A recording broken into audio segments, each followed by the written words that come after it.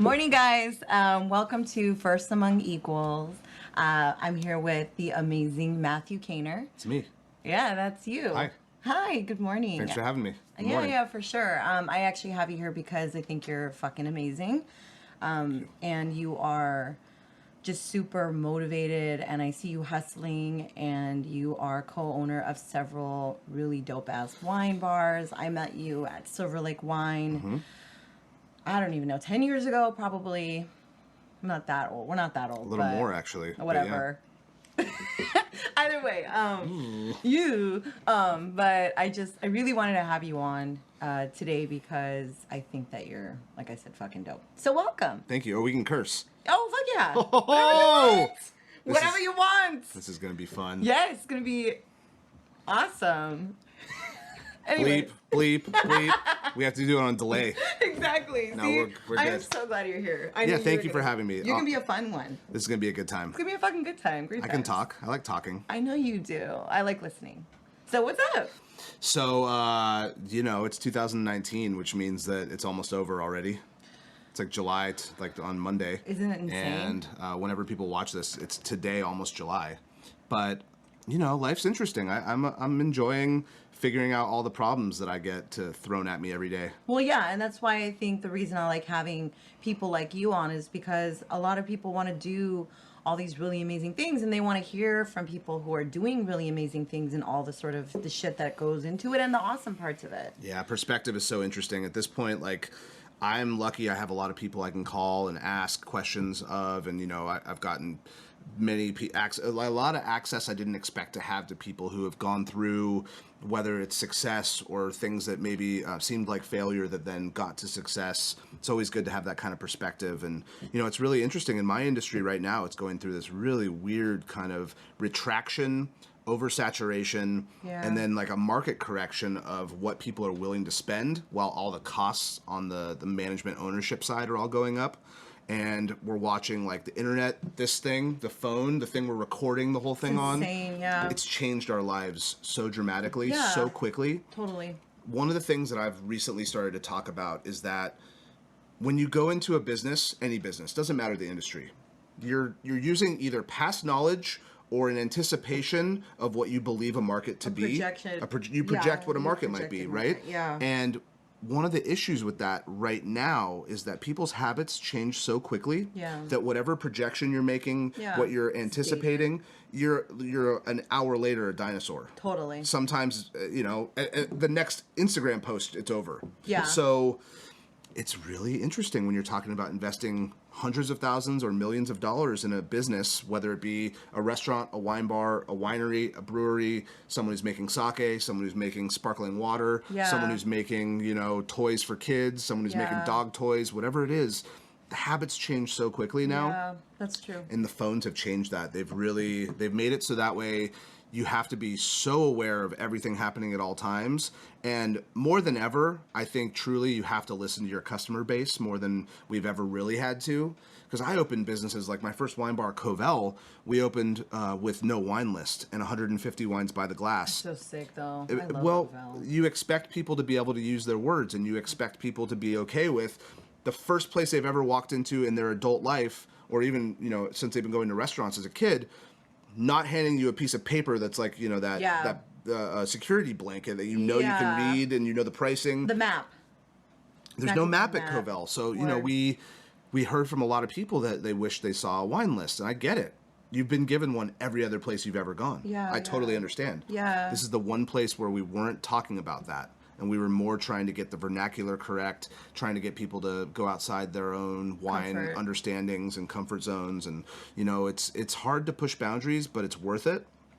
And I got to be honest, I'll never do it again because it's such a dumb thing. And it was so fun. It is so fun. I still love going there. I still love sometimes, like, one of the things I love now in my life, I've become a little bit more of like a mentor than an actual worker bee, and I love working unexpected services where I'm like bussing tables and like just doing all the stuff no one wants to do, and people think I'm the busboy, and I love it. Yeah. It makes me so happy. I actually have a dream, and I don't think this is going to happen. It's more of a fantasy, but I kind of just want to move to a city where no one knows me. I've never met a single person there. I don't have any Instagram followers there. No one on Facebook's my friend. And I'm just a fucking server at a restaurant.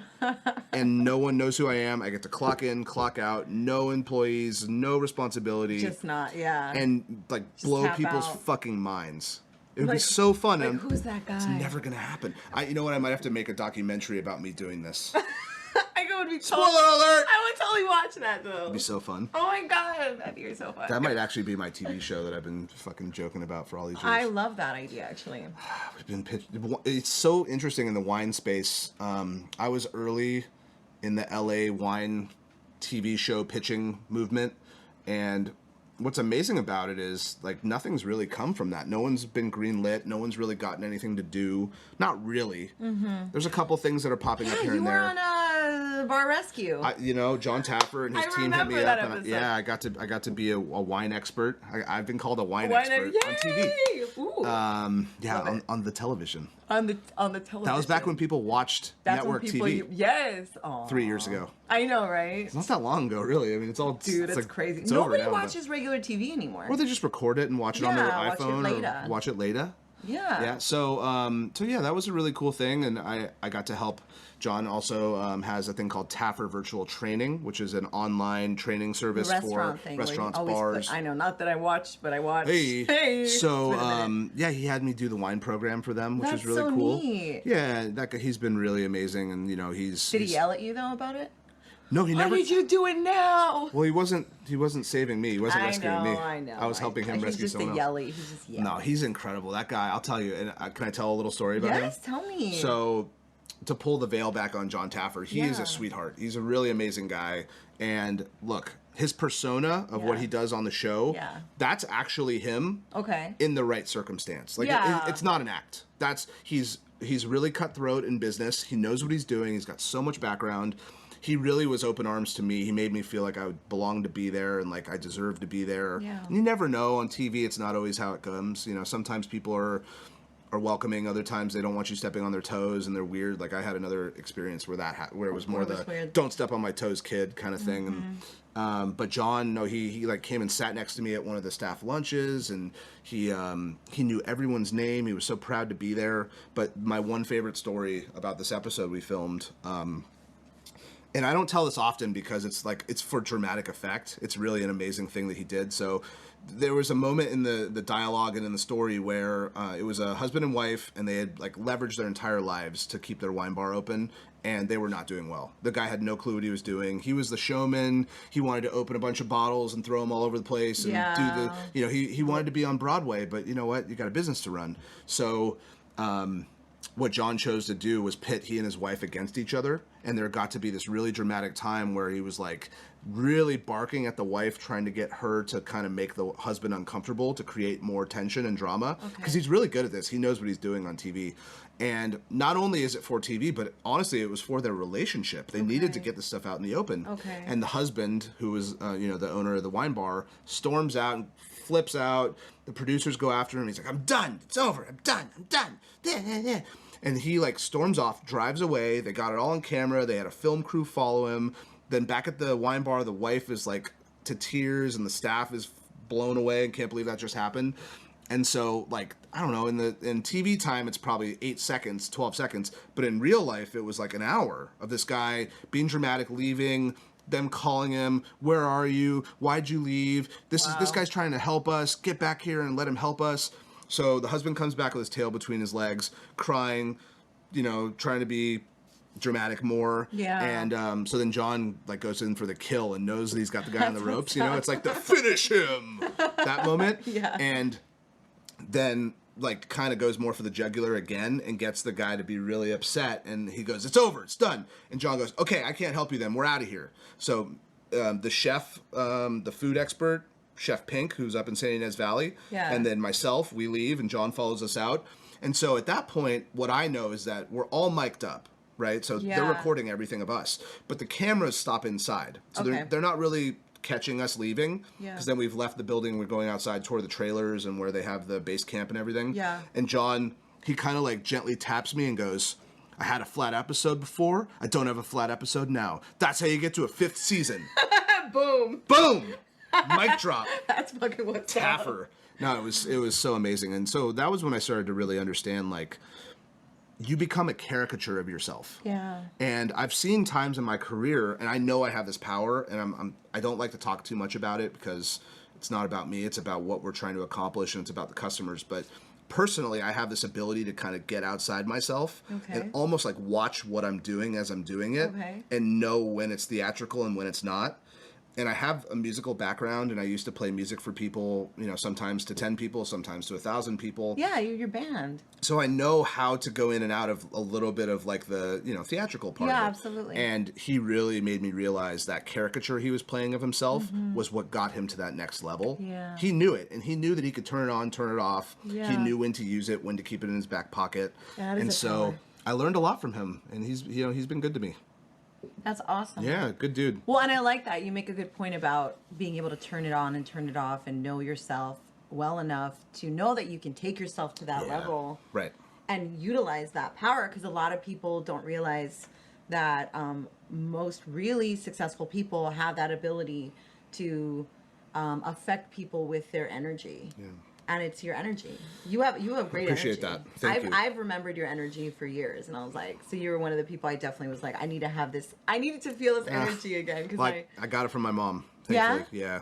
Your Totally. mom's like that. Your mom. My mom's like that. Oh. Yeah. Yeah. I don't know where I got it. My mom. Thanks, Mom. Aw. Thanks, Mom. That's great. We should have done this on Mother's Day. Anyways. Next year. Yeah. Next year. So yeah. So tell me more. So I know you have a new. Tell me the new thing you're working on right now. Yeah. So it sounds super exciting. A few months ago, me and two other co-founders launched a subscription wine club called Sullivan, Sullivan.com. So it's going to become something bigger than what it is now because we're babies. And because it's you. It always turns into something bigger. Well, let's hope. Yeah. But we have plans for it to become a bigger thing than the opening. Okay. And the reason for that is like, it's just an interesting climate right now to open a new business, and I didn't feel really confident to go out and ask for money right now. People they're feeling a little tight. Tax law has changed. People's tax returns were not the same. Yeah. People are not spending money the same way. No, people they're aren't. not. I feel that too. People aren't necessarily drinking the way they were before. No, I'm not. I mean, they're not. I am. The interesting thing that I'm noticing is that, you know, again, phones are changing everything. Yeah. And if you can get someone's captive dollar spending ability here, rather than having to wait for them to walk in your brick and mortar restaurant or That's bar. True. It is here. Yeah, and you know, you watch all the retailers like Toys R Us going out of business and JCPenney can't make it. And not to say, like, I'm not nostalgic toward them. I don't think they deserve to be open, but Amazon has crushed them. And Walmart and Target being very smart and having great websites and apps that are easy to buy from, you don't have to go into the store to do it, right? So as someone who owns mostly brick and mortar businesses, I'm feeling the stress to find a new way to find that next phase. So what we really want is to use the energy of what we're good at, how we turn people onto wines, how we tell stories, and translate that to an experience people can have without being in front of us. Okay. Where maybe they read about us in a magazine, maybe they listened to a podcast we were on. Yeah. You never know how people get turned on to things. Totally. But in a way to then turn them into a monthly subscriber to a website, to an idea, and then have general access to like members only wine, things that they wouldn't otherwise get access to. So it's a monthly subscription. Okay. It's $80 a month to start for 3 bottles of wine. Okay. And in our infinitesimal stage where we have our training wheels on, we're not cursing yet. Not yet, we're still babies. We're doing monthly events to get the word out, to get people to come try the wines, and hopefully inspire them not only to become a subscriber, but to go tell their friends. Yeah. Because, you really want people to become your best marketers for you. Absolutely. So, that's what it is. It's giving them the power now to talk about it. Yeah, totally. So when people find out about something early, or when a friend of theirs does it, they feel a little bit more of that right, and a little bit more of their own ownership. Yeah, thank you. Absolutely. That's a good word for it. It's validating it too. Yeah. So early on, it's becoming really fun. We're trying to gain a bigger viewership and a bigger Audience. Subscription base. That's awesome. Yeah, and so that's it's something worth working hard for. So what right now in terms of sort of where are you in the phase right now? So you're having an event. We're in month 5. Okay. Well, today is June 29th. Yes. Tomorrow is June 30th. We're doing our That's so crazy. March, Yeah. April, May, June. It's our 4th event. Okay. So yeah, we're Where is the event? So we're doing it at Firehouse Hotel, which is Okay. in the Arts District. Arts District, yeah. Yep. My business partner from Covell and Augustine is the owner and kind of one of the owners and the main visionary behind Firehouse. And he's also a part of our wine club. That's so great. yeah, so he's allowing us to do this at Firehouse, which is great.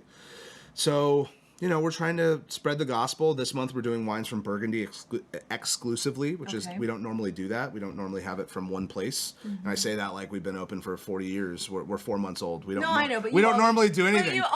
But you always talk like yeah, I know. like we've always been in here, resolutes. I know. 36 years old. I've been talking Yeah. like I've been here since Seriously. 1440. But it's exciting. It's another way for me to get engaged again with guys. Yeah, and clients. excited. Because when I'm at my bars, I'm not the one talking to people. I'm not the one telling the stories the way I used to. So Yeah. this is a fun way for me to have that direct access to people again. Yeah. What do you originally when you started? What was that? Was your intention? Were your intentions to open like when you were younger? Right. When you were starting out, because you're from Santa Barbara, I want to say. Yeah. I remember that. Not born but raised. Yeah, where were you born? Louisiana. Oh wow. Baton Rouge, Red Stick. Baton Rouge. Baton Ooh. Rouge. French. Okay. So. French Lebanese. Yeah. Ooh. Yeah. French bees. Yeah. I tried. Okay. Anyway, so yeah, so Santa Barbara.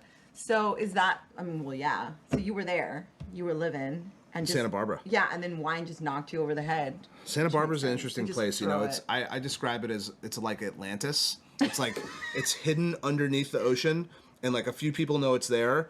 And you try to swim down there, and you're like, "Fuck! I lost my breath. I can't get there." Or then you go buy the scuba gear to get down there, and you're Yeah. like, "Fuck! They won't let me in. I don't have the key."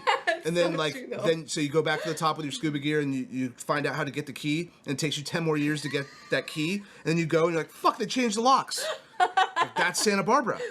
All right. Seriously. Yeah, I mean, I love Santa Barbara, but the way that you're describing it, I totally. And then when you live there, you're like, it's overcast every morning, and it's only 74 degrees every day, and like the air is perfect. Why would I want to live here? And everyone's gorgeous. beautiful. It is so and stupid the food gorgeous. is there's so much seafood here. What's wrong with these people? And you move away, and you're like, God, that was perfect. Yeah. So it's pretty perspective, freaking perfect, yeah, dude. perspective's helped me a lot. But But like, who wants perfection though? until it's gone, you don't want it. Yeah. You but only know want what it I once it's mean? gone. I know, but I guess it's because I'm a little. I like grimy. I got a little edge. I got a little edge. Yeah. Okay. You I hear know. you. No, I hear you. That's why you're fucking here. Yeah, I got an edge. Yeah, I know you have edge. That's why I don't think I got agree ashy with elbows, You. you know. Yeah, you know. I use nice You don't moisturize. lotion. I use nice. All I have to. right. Aqua de Parma. Come on. I got an edge, but I'm bougie a little bit. All right, I liked it. Well, Right? we're from Santa Barbara, so. But yeah, so growing up there, basically wine country, a Yeah. burgeoning, emerging wine country was in our backyard. Yeah, totally. And as a kid, one of my earliest memories of something that just I'll never forget would be driving up north, going through the vineyard areas, and when you look out, your head turns out the window, whichever way you're looking, and you just see the rows of vineyards go by, and Yeah. the spacing goes so fast that it's kind of like The this. lines, yeah. And I always loved that. And then wow, that's such a beautiful visual. I man. love that. Because I know when It's you described eye-catching. it, I remember that. Yeah. image. So that's something that I can remember for years, just wanting to go by the vineyards to see that happen. And so then I got to Wow. be of drinking age in Santa Barbara. That's like 12 or 13. Duh, yeah. So actually, I drank my first glass of champagne at 7.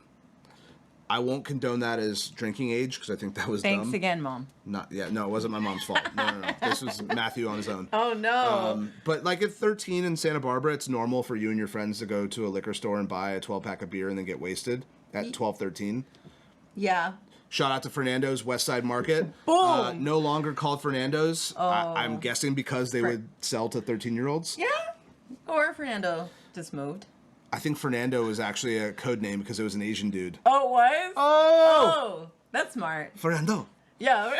But so it was really incredible. we would, we'd go drink beer at 12, 13 and then like stare at ourselves in the mirror like, just tripping out.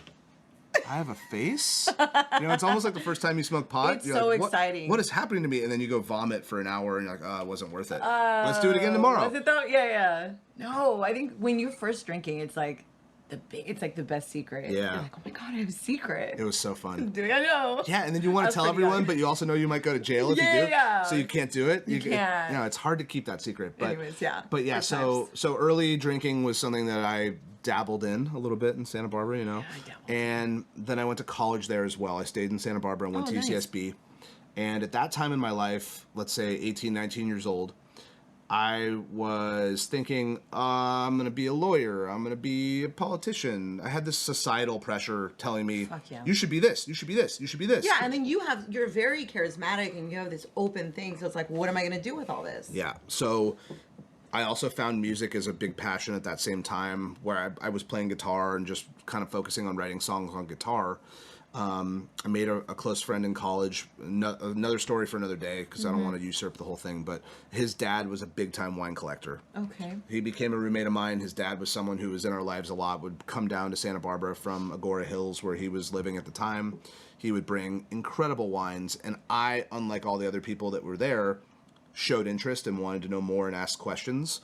So he inspired me at a time when I was 19, 20, 21 years old to ask better questions, number one. This is something that I've learned is very important in our lives, to ask good questions. And also just shut up and listen at the same time.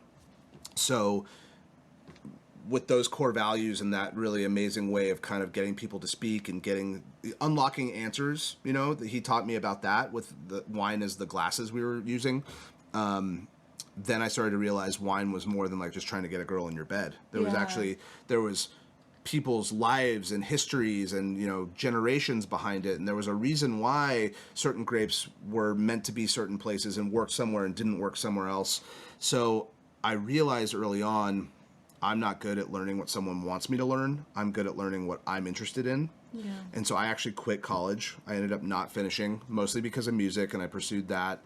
But I also realized, and I'm sorry, Dad, but it just wasn't the way I like to learn. I wasn't into the fact of, all right, you're going to be this person, and this is what you have to do to get to that person. And I don't care if you like it. And yes, you have to wake up at 7 o'clock to do it. And yes, you're going to take a test a day, I say. And I don't care if you're sick that day. And I don't care if that's not how you want it. Like, I'm sorry, that doesn't work for me. So I quit the restaurant job I had at the time.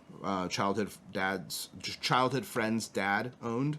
And I ended up working in wine. Now this is for timeline June of 2005. And I was a much longer-haired, scruffier, bearded guy trying to be a songwriter. Like today, I wore a hat, and I got a job at a place called the Wine Cask, which was a fine dining restaurant, a wine bar, and a wine store. Okay, this was up north. Santa Barbara. Okay. Yeah, in Santa Barbara. Yeah. And I ended up getting a job in the wine store, which proved to be a very pivotal thing in my life, where all of a sudden, I went from an industry of trying to be a musician, trying to be a songwriter, where everyone's judging you for how you look, what clothes you're wearing, what guitar are they playing. And now all of a sudden it was, oh, this person makes me feel good, and they gave me a bottle of wine I loved. So there was different judgments, different ways that people were interacting with you. And the next part of that was, and something that I'm so thankful for, but the community of wine and food, that kind of interlocking thing that happens. When you work in a wine store that every winemaker on the planet wants their wine, they come and roll the red carpet out to you. Yeah. They'll show you their vineyards. They'll take you on tours. They'll taste you on any wine. They'll invite you to come for the after party, and you're their guest. It's an incredible thing to be able to go learn about things and then become friends with these people. Yeah, that's wonderful. And they're open arms. Where in music, it was kind of like, yeah, prove it. Are you worthy? Word. And that but was a long time. In wine, it's like a hug. It's really crazy how different it is. So that was my first experience with really trying to understand the community of it, right? Okay. So then I moved to LA, 2006, and I tried to do music only. I tried. And 3 months into it, it was like, nope, not happening.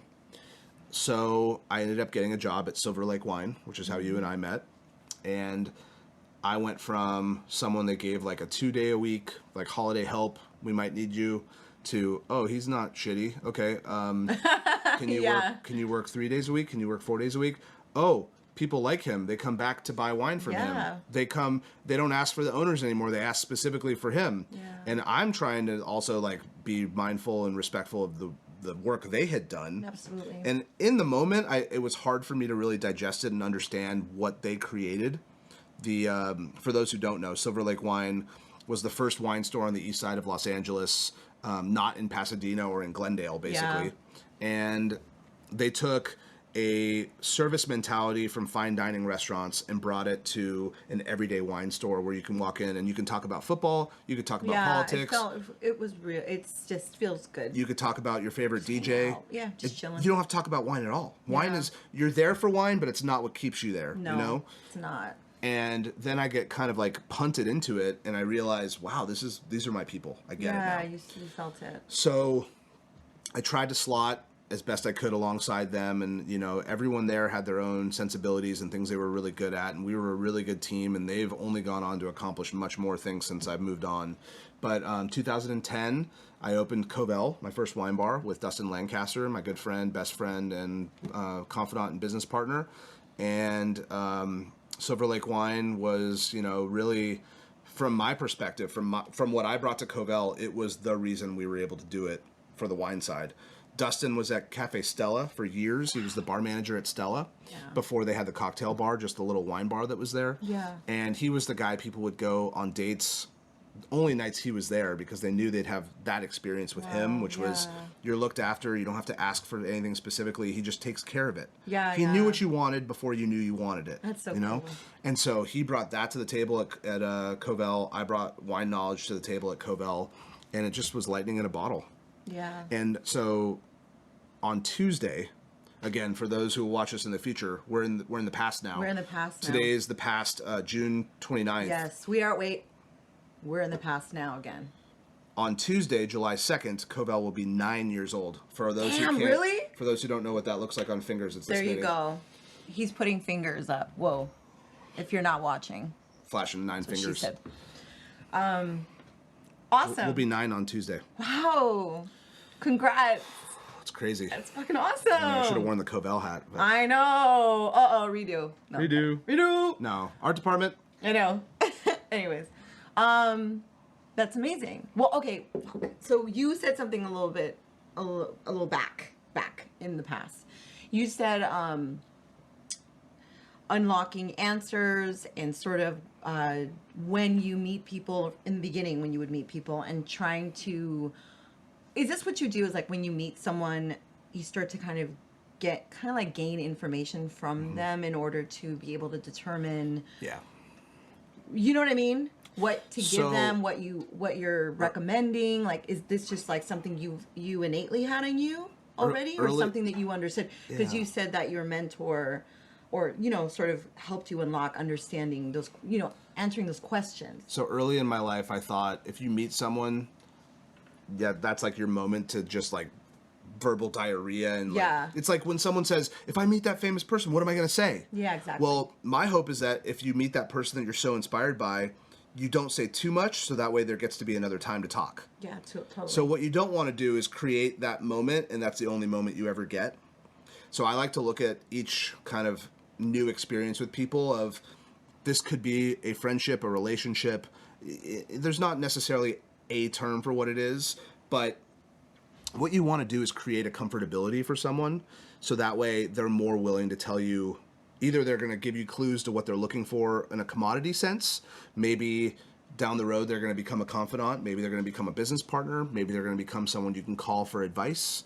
But, we have this ability in our lifetime now to make lifelong friends. Mm-hmm. And what I've learned in my life, and the perspective I have on it now, is like how I met these people who are so important in my life. There's no formula for that. Mm-hmm. It was either right place at the right time. I asked the right question. I received the question the right way and was able to respond appropriately. Yeah, totally. So it's the timing too. The timing of the way that you ask things. A wise person once told me, you have 2 ears and 1 mouth. So think about that perspective. Think about why you have 2 of these and only 1 of these. Just listen a little more, right? And so I've learned not to bombard people. I try my best to be open. I try my best to listen more. And I'm also pretty I'm pretty open to picking up on little clues that other people miss. He's available, ladies. Oh, no? Am I? Oh, I don't know. Well, you just talk like so nicely. I'm like, oh, he sounds like such a good boyfriend. He's not available. Oh, he's not. Choo! Shit. Sorry. No, it's okay. It was just you're saying such wonderful things. I was like, in our pre-production meeting, we didn't talk about we that. didn't, but that's amazing. Yeah. Sorry. No, it's all right. It was such a. You're saying such just chicks would. I mean, I'm not married, but I'm not available. Oh my god. Okay, go ahead. Anywho. Sorry, I got all I did because I was like, I'm gonna text her right now. Great description. He's not available. It's fine. Okay, yeah. Sorry, I totally. It's hard to see that I'm blushing, but because I'm red. It's but just I'm because it was sweet. Aww. I just liked it. Sorry, So I am sweet. a woman. No, it's all good. Anyway, so you're saying I totally blew you out of the. No, you're all good. Okay, yeah. But Listening. yeah, it's one of those things where when someone walks into a wine store and wants to have something to take to a dinner party or to give as a gift, or maybe they're just looking to stock up at their house, it's easy to say, oh, this is the one, go buy it and get out of here. Yeah, that's true. But it's also it's even when you're willing to invest the time in someone. Yeah. And it's inside of us to do this. Not you have to be aware of the capability of it to know that it's there. Yeah. 'Cause it's so easy when you're someone on a sales floor to be like, this is the right wine. I recommend you buy it. Don't ask me more questions. Well, and you can Shut hear that. down. Exactly. You And hear you that. I was like, receive oh, it as- just get this. You're like, And okay. you receive it as the buyer. You're like, oh, they didn't want to talk to me. They didn't want to give me the information. So instead, what I learned was that assume no one knows anything, right? And answer the questions with just a little bit of expertise, but also with an open mind. Yeah. And be aware that they might have a follow-up question. And in that case, you have to know the answer to it, right? Absolutely. So Silver Lake Wine was really good at never assuming anyone knew anything. And that person might want to spend $5. They might want to spend $100. Yeah. But you treat everyone the same. Yeah, I always got that vibe there. So Absolutely. that's something that I've also realized is just never treat someone who, like, don't judge them when they walk in. Yeah. Give them the opportunity to show you what they're looking for. Yeah. And you do that with an open mind and with open questions. And so that kind of mentality is really, I think, paid off in my life, where it's, look, if you end up meeting someone who has a Wikipedia page and is on an IMDb and you all know who they're married to and how many kids they have and you know their birthday, Yeah, totally. like, it takes a lot of that stuff away. But, in our everyday lives, that's not always who we meet and interact with. So really what it is for me is creating a friendship vibe, a openness, and allowing people to feel comfortable to be themselves with you, right? So there's certain people that I've noticed this in my life, like, we're just combative when we talk, right? Like, I realize that anyone who I'm trying to up and they're trying to up me, that's not healthy, and I try my best not to have those experiences. But when it's open, the dialogue's good, and it's like, you might go a little far with a reach of something that you're trying to have them connect on, or like maybe your joke doesn't land, or maybe you're trying to make a reference that no one gets. Like, that's okay, but you don't ever want it to become like surly or awkward. Yeah. And that's really easy in the wine world. It's so easy in the wine world because people are on edge. They think if I'm going in to buy some bottle of wine or a glass of wine, first off, they think someone's selling me something, like a car salesman. Yeah. You don't ever want to have them feel that way. Yeah. And then, sommeliers who wear their fancy pins, good for them because it takes so much work to get there, but it's intimidating to people because they feel like they don't have the knowledge to have that conversation. Yeah, absolutely. And they don't want to feel like that person is judging them for not knowing.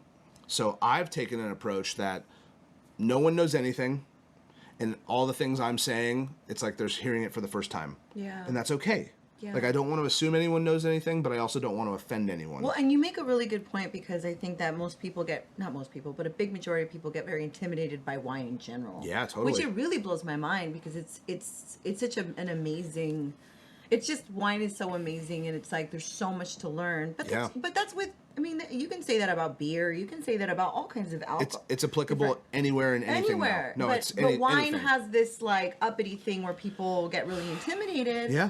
And it's not. It can be so amazing. And I've always felt that way. I mean, but I think it's because when you're younger, you're not really, unless you're like, I guess, near vineyards or around it all the time. Yeah. I still know people that if I'm like, oh, I'm just gonna get some wine, it's like, oh, well, they always assume it's gonna be this really expensive. And I'm like, no, it doesn't have to be super expensive to be a good bottle of wine. No, of course not. I mean, there are amazing bottles of wine. Yeah. that are very expensive. Yeah, but you can say that about anything. You can put your rent payment into a bottle, or you can put, you know, a $30, $20, $15 Yeah. investment into something and have an amazing time. Absolutely. $10, $12, Yeah. $8. It's findable. Yeah. It's findable. It's totally findable. It's Trader Joe'sable. So it's totally findable. But yeah, so I'm sorry. So go back. So let me ask you this though. Yeah. What is the most challenging right now? What are you finding in sort of the world that you're in right now is most challenging for you? So the landscape that we're in right now with an oversaturation point of not only wines available to us, Okay. but also how many restaurants, wine bars, wine stores people can go to with their attention trying to get grabbed from. Yes. How you get to people on their phone, how you get to people on their computer, how you permeate, you know, like a friendship group so they're all talking about it all at the same time. Yes. It's getting harder. It really is getting harder. And you know, people are now trying to monetize every little step of it. Like Facebook and Instagram have become very good at making, like I think, I don't know, close to 5,000 friends on Facebook, which I'm not bragging about that. It's just, I've been on Facebook since 2001. Mm-hmm. I post something now and like 10 people see it, 12 people see it. I know. Because they want you to pay. It's pretty bad. Yeah. So, you know, it's frustrating that everything that you Everything think, is ads. Everything that you do, everything you think, all your viewpoints, all your events, whatever, they're becoming a commodity they're trying to sell to you, right? Yeah. And they want you to pay for your reach to actually get to your people. Totally. I can't fault them for it. I get the business model. It's just frustrating. You know, it's not the easiest way to go about it anymore. So it's a pay to play type mentality. You have to be smarter than it. You have to be willing to play those games and willing to understand how it works. Yeah, all the people that are really, I see how much money people put into ads just to promote themselves. It's like you need to already have a buffer of money just to put into yourself. Costs money to make money. Absolutely. It's intense. Yeah. So that perspective's interesting. And then also, you know, the way that rising employment costs and minimum wage going up, as it should, right? Yeah. Minimum wage should go up. People should make more money. Yeah. But the issue is that as those wages are rising at the rate they are and how much they're rising, people are not willing as a customer base, you know, to go and spend more on the commodities to a level that's fair to the owners who are putting their time, their design elements, putting, you know, in my case, like I have personal guarantees on my leases, and Dustin has the same thing in his businesses, and like if it fails, we're screwed. We have to sell our businesses to be able to be okay. You know, if we default on it, it comes back to us. Absolutely. And, you know, Johnny employee who maybe they only they made $300 in tips that night. They don't think that's enough and they're upset about it. And like, well, if the restaurant closes, I'm the one on the hook, you know? So it's a really crazy time. And people aren't spending like they were. They're not. They're contracting a lot. They're holding back. I think that there's a debt crisis. I think that it's and it feels like it's getting there. It's getting worse. The economy's in a place that's I've been having people who are smarter than me tell me this for now. Yep, it's coming. We're in July almost, so like for the last 7, 8, 10 months, I've been getting warning signs and people have been alerting me, and it hasn't happened as quickly as we all thought, which is good. I'm glad. But you're now seeing the real signs of people are not going to spend money. They're not going to invest money the same way they were. And we're probably going to go through a 2 or 3, 4 year period where that happens. Yeah. It's cyclical. It happens. It's happened before. Look, it's not the end of the world. I'm not Chicken Little. But I also think right now is a damn good time to be thankful for what we have, you know? And I do want to continue to grow. I want to continue to push boundaries. I want to continue to try to innovate. But at the same time, like what we have, what is mine currently, what I'm a part of now, I think it's, and this is perspective I've gained, it's best to foster and allow what you have to be what it is. And I watch, again, contemporaries, business partners, friends of mine who were constantly taking on new projects and new opportunities, and we get pitched all the time and we can talk ourselves out of most things. Sometimes you can't. Sometimes it's too good to talk yourself out of it. But every day that you've had success, add one more day and it's even harder to get that success again. Absolutely. It's getting so much harder. So holding pattern, I think right now is positive and it's actually an okay thing. Okay. I think for me personally, we'll probably wait out the storm and try to kind of see where everything goes, see if there's course correction, see if people become more willing to spend their money again. Because I'll tell you, a restaurant that has the 30% lower prices than you think, often will have more people in it, but they're not able to make the money that they need to make it worth it for an owner to stay open and keep putting your ass on the line every day, you know? And like, let's say that, okay, so all the payroll all the money goes to the payroll, and then there's no money to pay the gas, the electricity, to pay your wine vendors, to pay the meat person, whatever. But the restaurant looks busy. You know, seemingly you go in there and it's packed every time. People are still behind the scenes stressed, white bearded, you know, losing their hair because they can't make their electricity payment, you know? And what's crazy about it is how many butts are in seats is not always a good way of knowing if a restaurant's doing well. It's really not. And restaurants are tough. Wine bars are less tough. I've learned that. It's just a really interesting time. And I'm curious to see what happens because more and more, if you're not on TV, if you're not a famous chef, if you're not on the Somm documentaries, if you're not, you know, if you're not in the media, if you're not Dave Chang, if you're not Anthony Bourdain's best friends who all got on all of his shows, he was the best at it. He was so good at teaching everyone, this is what you do when you respect people and you love what they do. You bring them in your world, you give them the audience, you give them the platform, and then you hope that what they're doing creates its own buzz and has its own magic. And, you know, Roy Choi is a product of Bourdain. I mean, he gave him that audience. He gave him that. And look, Roy is one of the most amazing chefs, and I love his attitude. I love his vibe. I love what he does. He got by with a little help from his friend. And Roy will say it. He knows it. He's aware of it. Now, becoming a media darling is more important than it's ever been. Absolutely. And so if you're not willing to make that step and put yourself in front of a camera or not talking to a microphone, and talk about yourself and expose yourself in a way that you didn't have to expose yourself before. Yeah, and look, vulnerability is actually a positive. I think when you put yourself out in a vulnerable way, people can react to it. They can look at themselves and say, do I respond to that? Do I see myself in that? Can I learn from that? And so what I want to do is help people in a way that we didn't have before, which was, you know, let's say 20 years ago, if I wanted to know how to do something, I couldn't go on YouTube and find a video to do it. Yeah, totally. And now you just ask, hey, Siri, what is blah, blah, blah, blah, blah. And Siri is smart enough to answer your question. And hopefully she doesn't answer that question. But, I know. She's listening. I stopped asking. But we're in an interesting time right now where information's available to us like it's never been. Yeah, absolutely. Right? And at the same time, things are getting harder. So what is that middle ground? How do we accomplish our goals?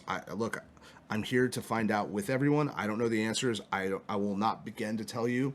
I have an idea of what's about to happen, but it's always what's about to happen. Well, it's something that you're trying to forecast, and then the other stuff happens, and then your focus goes there. And then half the time, then you look back and you're like, oh shit, that happened, and you didn't even see it happening. Right. You assess it later and go, oh, that's what was happening. Exactly. Yeah, I've seen that in my own career. I've seen it in my friends. I've watched that kind of. The step along in the journey you didn't expect to happen actually becomes the focus sometimes. Absolutely. And so I actually have this really, what I think is an interesting perspective that I like to share. There's the journey of the shark and the journey of the, I can't even remember my own thing. The journey of the shark and the journey of the jellyfish. So a shark is very quick and knows where it's headed. It wants to go somewhere. It's hungry. It's fast. It's aggressive. It has lots of teeth. It knows its power. And it goes 0 to 60 and gets where it's going quickly. The problem with that is sometimes it stubs its nose and hits a rock and didn't see something that was, you know, another path that it might, you know, they might collide. It might go try to get a sea lion, and then the sea lion had 20 friends that all attack the shark instead, and then it dies. Sharks, when you think you know what you want and you're dedicated to it and you go quickly for it, sometimes you miss what's going on along the way. You miss the perspective. But a jellyfish is stuck going the temperature of the tides, the not only the temperature but also the speed of the tides. It gets carried with the water, and it gets to have all those experiences that it has because it has no say in that. Yeah. It's not telling, you know, its own mechanical, its own life, its own body, go. It has to just be carried. So I'm trying to be less shark-like and more jellyfish-like every day. Interesting. Because I don't want to miss along the way. Do you feel like you've been more shark-like for a long time? I think I was brought up to be more shark-like, and it's not like my parents gave me that or instilled that in me. I think it's what society tells you. When you're from an upper middle-class place with a lot of wealthy people, the expectation is be a doctor, be a banker, be a lawyer, be something that's like helpful to society, right? Yeah. And then go get it. It's yours. Take it. Yeah, it's available. But I've learned, when I think things are going to happen is when they're not, and they don't. So you have to be willing for the audible to be an important part of what's going on, to read the defense differently and say, I have to adjust or I'm fucked. Yeah. So I like to make a lot of sports references. I'm a big baseball fan. I got the LA, I got a Dodgers tattoo. I see Dodger gear everywhere, which makes me happy. It's my welcome. Yes. The sports analogy always worked for me, and I played catcher in baseball, which is Okay. it's a very important position on the team. You're the only person who sees everyone in front of you, and you're basically like a coach or a manager on the field. Yeah. And so in my life, I feel a lot like that, where I'm a team player, but usually and I don't like to put value on myself like this, but I'm usually one of the most important people on the team. And you see everything. And I see everything going on. I hear everything going on. Yeah. And I don't want to tell people you're doing things wrong. I don't want to scold people. But sometimes people have to know that's not how it goes. That's not how we do things. And look, I was in the position in the past where I was doing things wrong and didn't have the perspective. You weren't there in that position. And people did their best to show me how to do it better. Sometimes they were not good with their words. Other times they were. Yeah. And I've learned not to take it personally. I've learned hopefully not to give it to someone personally. Yeah. It's about a perspective and a greater understanding of what you're trying to accomplish. And that the jellyfish thing for me is so important because in my career, what I've learned is that I can think something's going to happen. I can push to do a project. I can hope someone's going to buy a TV project I'm working on. It's not up to fucking me. I don't have any say in that. Yeah. I have zero say. All I can do is be prepared. Yeah. And have luck. Be perfect. Yeah. Luck favors the prepared every day. So Every day. if you are true to yourself, if you believe the words that come out of your mouth, if you speak from the heart, if you're passionate, and if you're able to become that caricature of your best self, right? Sometimes the luck is a little higher for you than for the others. I like that. Sometimes. I like that. I like the caricature thing because I think that a lot of times the caricature can be looked at as inauthentic to who you are. Because you look at characters or people label like, oh, they're being fake or they're being this or being that. But if we do recognize that there is a character of us, and if we embrace that in a way that empowers us to be successful, and it's not a negative thing, it's not you not being yourself, it's just another version of yourself that works for this environment. Right. And then you're able to tap out and be another person because we are caricatures of ourselves. Truly what it is, too, is just being able to say, all the dissenters, I don't fucking care what you say. Fuck yeah, you're right. It's I don't zero care. fucks. It is a zero fucks. And look, there's lots of people out there who don't like what we do at our restaurants and wine bars, and there's so many people who do. Who's right? I don't fucking know. And who cares? All I care about is trying to give people the best experience I can. And if, honestly, truly, if someone doesn't hate you, then you probably haven't arrived. I believe that. Yeah. If people hate what we do and why we do it, good for you. I look forward to going to your wine bar. You go open a fucking wine bar. It's real easy. It's real easy. Let me tell you. And putting yourself out there that way over and over again. We were talking about you exposing yourself and it's a representation of you. Like I know that when I would walk into like Cavell or I just see you there.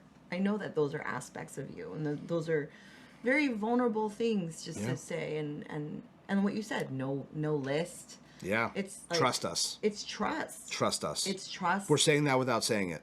Exactly. And I get that and I respect that and I think that that's something that takes a certain level of maturity and also just balls to do it. The cojones were pretty big back then. The cojones. It's 9 years in and they're still pretty big. Yeah. Well, they have to be. I'm a little more calculated and a little less risky nowadays. We'll see. Moving forward. You're all, oh, shit. Well, no, but that's why I feel like sometimes it's good to have these kinds of conversations because I think it reinvigorates. They reinvigorate me when we have these conversations. Totally. It makes me like remember and be excited about the things that are important, the things that I'm thankful that I'm able to look in a mirror and really see what's the reflection that I get. I'm able to see it. Yeah. And I'm not trying to necessarily change it all that often. Yeah. I just really want to be mindful of what's there. And when there's things I need to work on, I put the time in. I put the work in. And I think that's important. It's hard for people. I think for anyone who gets critique, for anyone who gets in social contexts when, you know, you don't necessarily get the reaction you're looking for. Maybe you go on a date and that person doesn't actually like you, or maybe, you know, vice versa. or you have problems at work, and like sometimes you got to look in the mirror and say, what am I doing? Yeah. It's not always them. Sometimes it's me. Yeah. So I've been pretty good at that in my life, and I think that it helps me become a better leader. I'm trying to be better. I'm trying to mentor people in a better way, the way that I've been helped in my life and my career. I'm trying to be able to give people perspective and help them.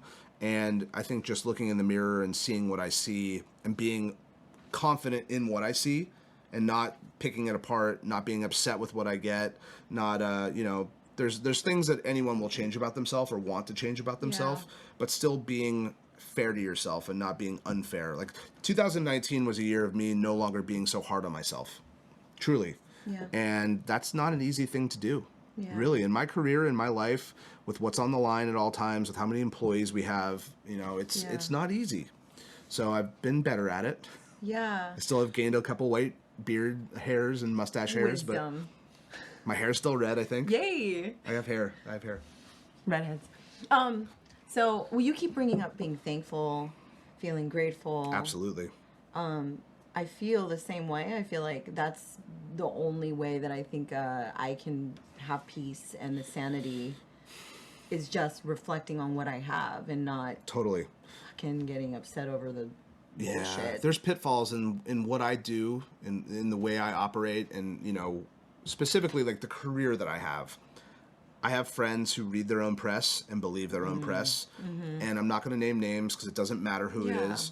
But it's obvious when someone truly believes that Food and Wine article, or, you know, someone on Netflix wrote a review about the movie I was in or whatever. Having so many Instagram followers just tell you. When you read your own press, sometimes you fall into a trap of, I deserve this. Yeah. I'm better than someone else.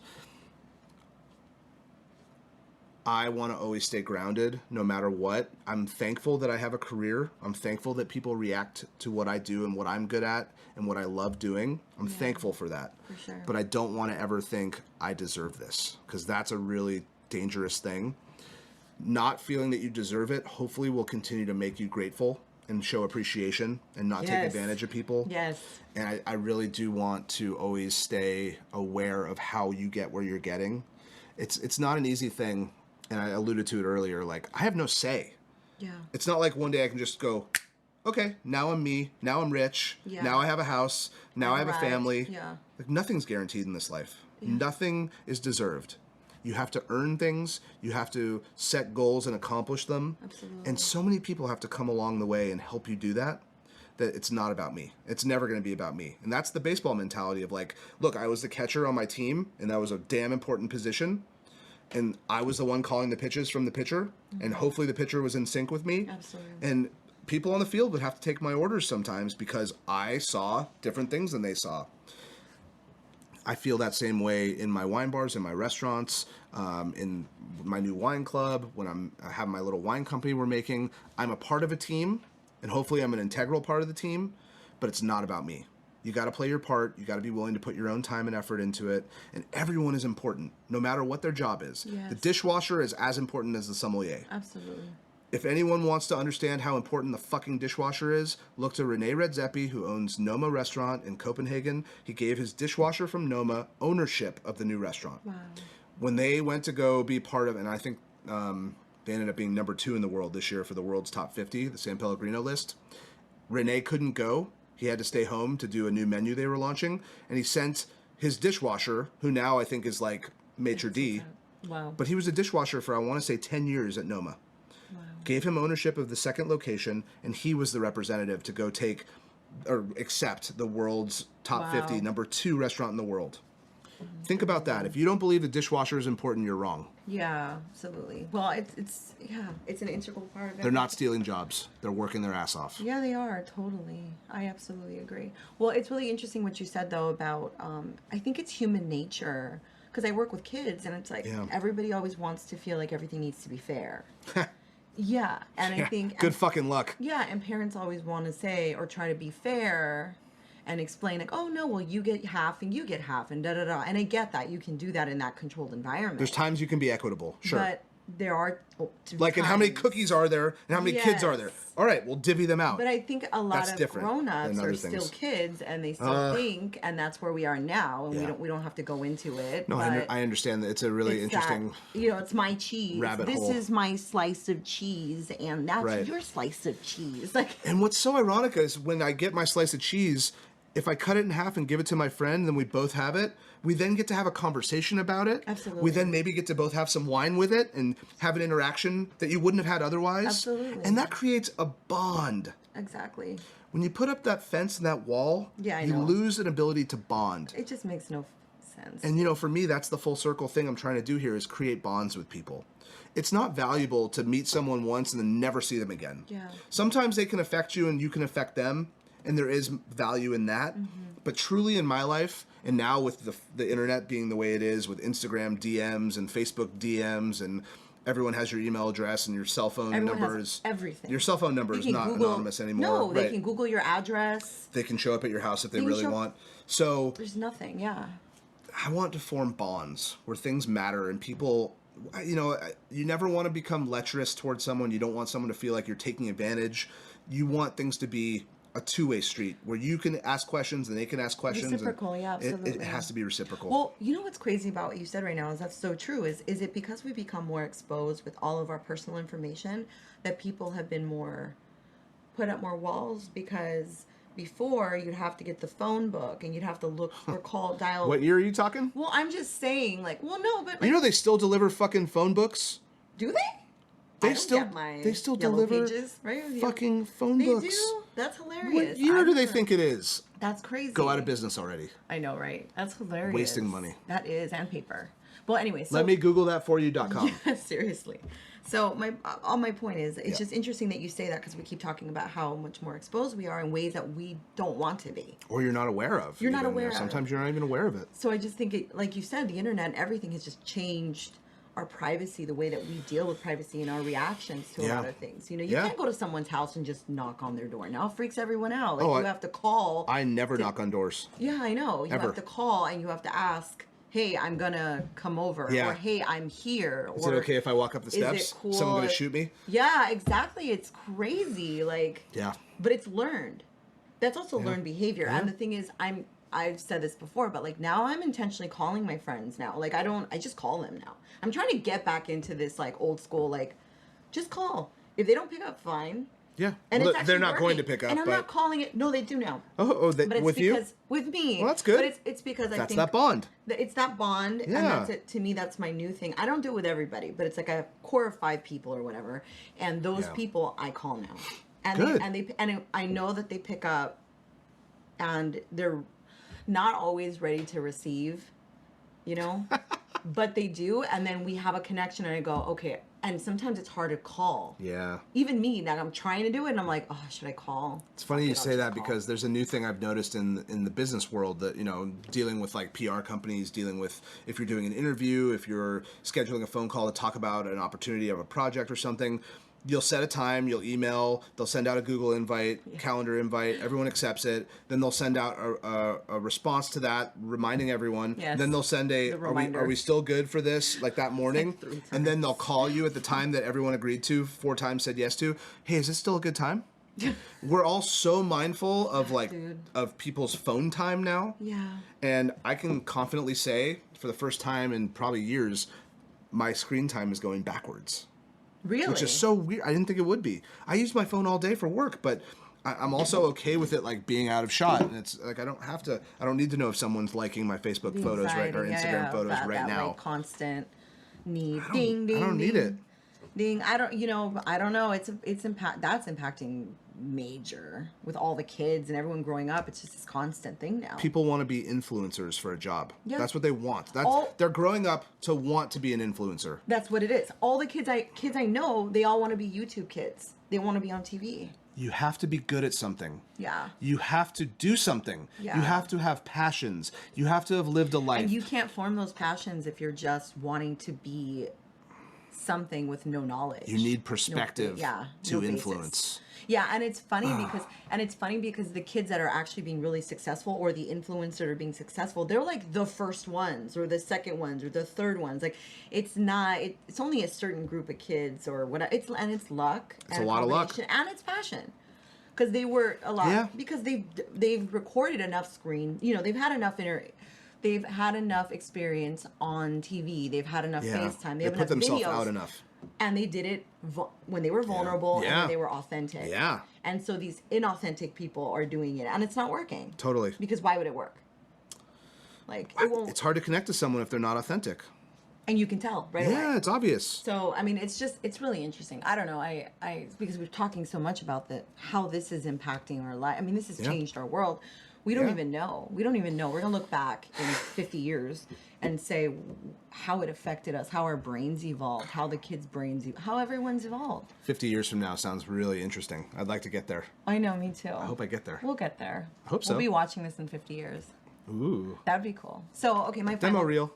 I know, exactly. Demo reel. Okay. My final question for you is, you're on here because I feel First Among Equals is you being first in whatever you're doing. So what would you say right now is what you're really trying to focus on for yourself?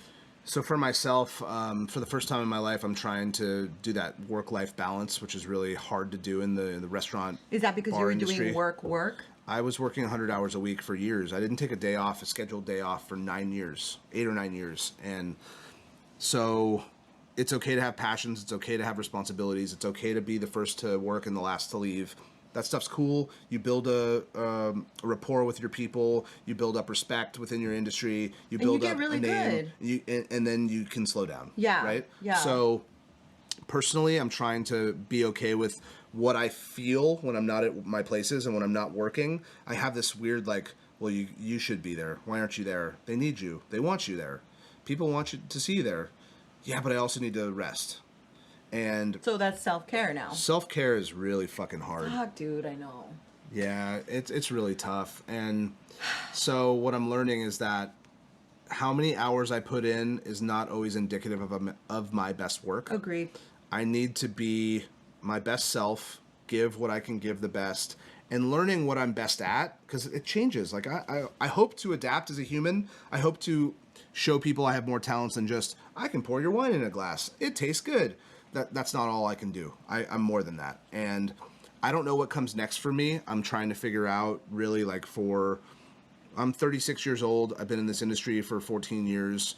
I never thought this would happen. I never thought that I'd have a platform to talk about different winemakers and importers and people I love. And I never thought that I'd go travel around the world and make friends everywhere I go and then help them bring their wines to our country with my importer friends who want to work with them. That's awesome. I never thought that I'd get paid to talk about wine. I never thought about that. It just was like hey, you're lucky to live and you have good parents and you were brought up in a good family, and be aware that that's not everyone's story. No, everyone starts off differently. So truly what I'm trying to figure out, and again, it's not up to me. I can just make I can be more of a jellyfish, but I can also dream, and I can hope that my jellyfish path gets me there. Oh, how cute. That sounds like a cute story. I want to be a facilitator. I want to be able to see someone who has the ability, has the vision, but doesn't necessarily have the background or necessarily have the resources. Okay. And I want to be able to help people get to accomplishing their goals. That's what I'm trying to work on, because I've been the person who received that from others, and I realized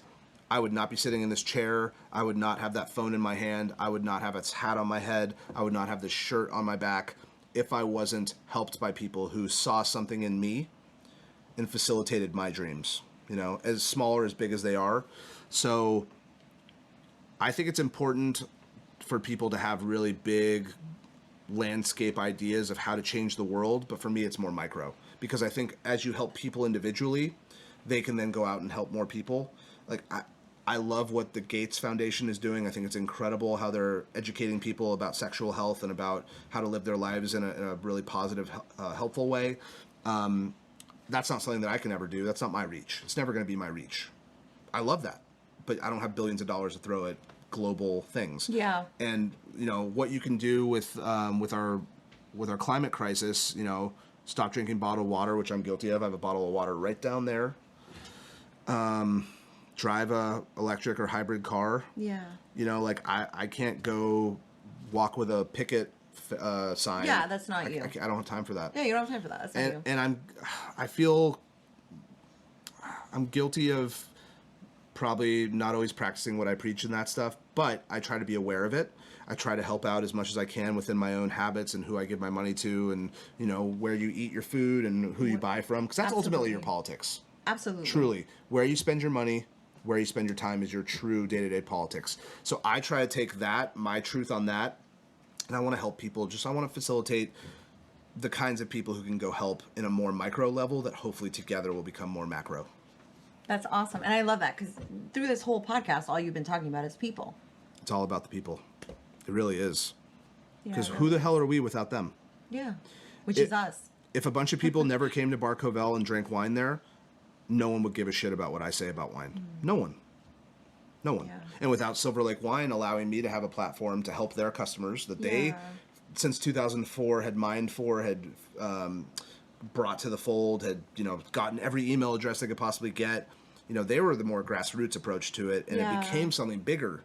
Yeah, Eventually, you know, yeah, bigger than that. Had they not had that foresight and built that infrastructure, I never would have had even the smallest ability to have that platform that then allowed me to go do Covell and Augustine and Good Measure and Dead or Alive and AMFM Wines and Sullivan Wine Club and whatever the fuck comes next, because I have no idea. Those are all of what he's done. So I just want you guys to know that. I have a wine bottle. That's what's up. So anyways, well, I think that ends the wonderful podcast, because I think you're awesome. Thank you. I think you're awesome too. Yeah.